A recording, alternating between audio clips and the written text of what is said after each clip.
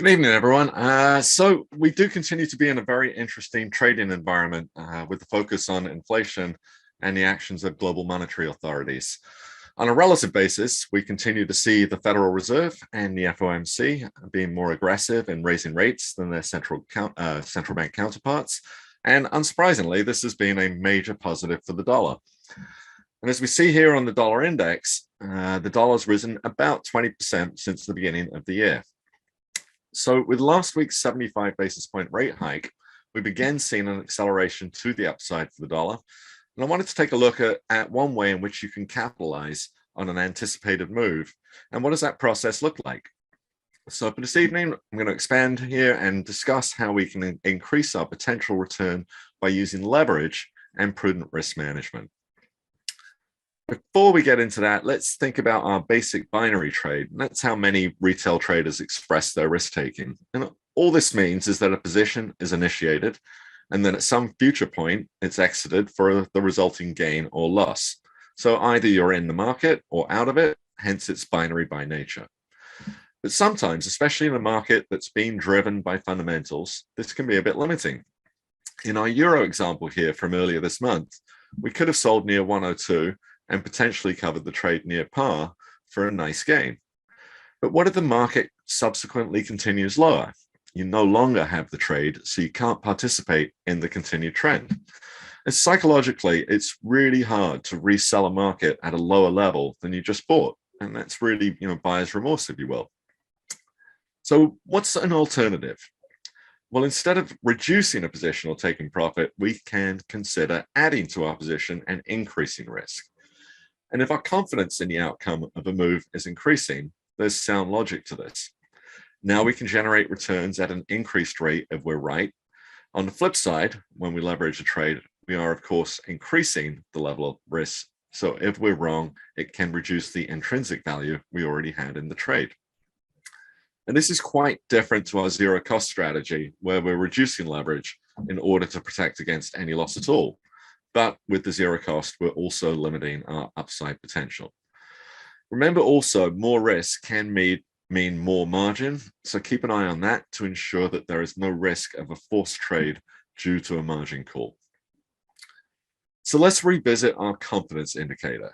What is my confidence level for a given scenario?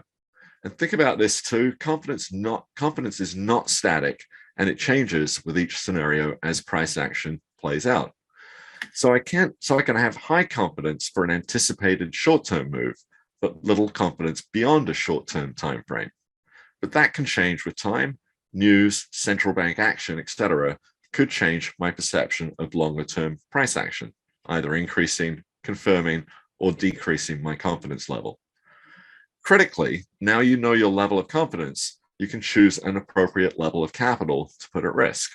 And we keep coming back to this concept, but it really is the key to being able to trade successfully over time. So when I consider leveraging a trade idea, this is really a tool for those higher confidence levels over that more medium to longer term time frame. And we'll see that in a minute when we take a look at our euro price action post the FOMC rate hike last week. There are a couple of other things to think about. You want to keep an eye on overall price volatility, as this may affect liquidity and your ability to execute a trade at a given price. So your risk profile for yen or sterling could actually be markedly different to the euro dollar. So let's look at a successful break from September 21st. Heading into that FOMC week, I had a very bearish view on the euro based on expectations of a 75 basis point rate hike. And there was an outside risk of 100 basis points coming through. Technically, the euro had been performing poorly since Monday, September 12th, when it had actually turned aggressively lower from the 102 area. So bond prices also continued to trade lower, and they were making new trend lows on Tuesday, September 20th, and that was driving yields to new highs. So all in all, it's a very positive fundamental backdrop for the dollar. At the beginning of last week, however, the euro was finding some near-term support around this 99, 45, 55 area, and this looked to be fairly key for near-term technical support. So at this point, I have actually identified my initial sell area as a break of this 99.45, And so I would place an order to sell 50% of my risk capital just below this level at 99.35. At the time a position is initiated, I'd also want to place a stop to cover the position in the event I'm wrong. And here we can see near-term resistance at 10050, which is the high of the week so far. So I can actually place a firm stop at 10060 if the market reverses on the FOMC later in the day. As we move forward, the FOMC delivers on the 75 basis point rate hike as expected, and this sees a very quick sell-off to 98.12, followed by a pretty quick recovery to 99.10 over the next hour, before starting to drift lower again towards the end of the day, closing the day near 98.40. So now that that news is out, I'm shifting my focus to the post-FOMC support and resistance levels. The first thing I can do is bring my stop protection down to 99.20, which is just above that post-FOMC high. And there's really no reason to lose money on the trade at this juncture. If I get stopped out, I'll still have a small gain on the trade idea. So that's just prudent risk management. However, the fundamentals together with price action suggest that there may be further dollar strength in the short term. And how do I capitalize on that? And this is where adding leverage comes into play. When you have the potential for a short or medium term momentum-based trade, adding to an existing position can really help to capitalize on those moves. In this case, I want to add to the trade if we break under that 98.12 post-FOMC low. So I'll leave another order to sell another 50% of risk at 98 even.